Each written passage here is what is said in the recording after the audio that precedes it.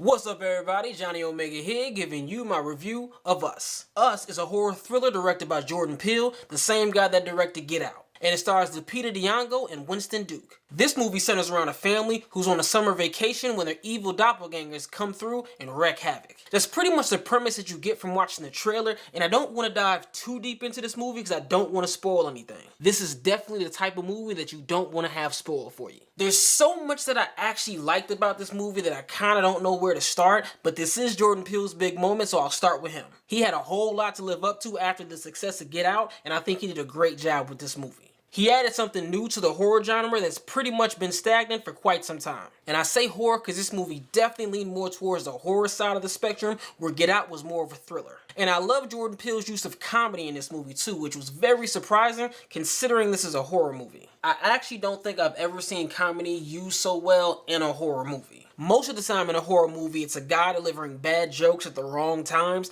but Winston Duke actually delivered most of the comedy in this movie, and he did it almost flawlessly. I can't really speak for anybody else, but the reason why the comedy worked so well for me is because it was done in a realistic way. There were certain things that were said and done that I could totally see happening if this situation happened in real life. And the comedy was done so well in this movie that when it was happening, it never took away the tension in the scene. You still always felt like this family was in danger. And I also like how the vibe shifted at times during the movie too. It kind of had a home invasion type of vibe, and then it switched to a slasher type of vibe pretty abruptly. Then it switched to a genuine horror type of movie. And every aspect of it worked to show how horrifying this family's night was. From an acting perspective, everybody did a good job, but the standout was easily Lupita Nyong'o. I'd even go as far as to say she's the best acting performance I've seen all year. And not only did she play one character great, but she played her doppelgänger great too.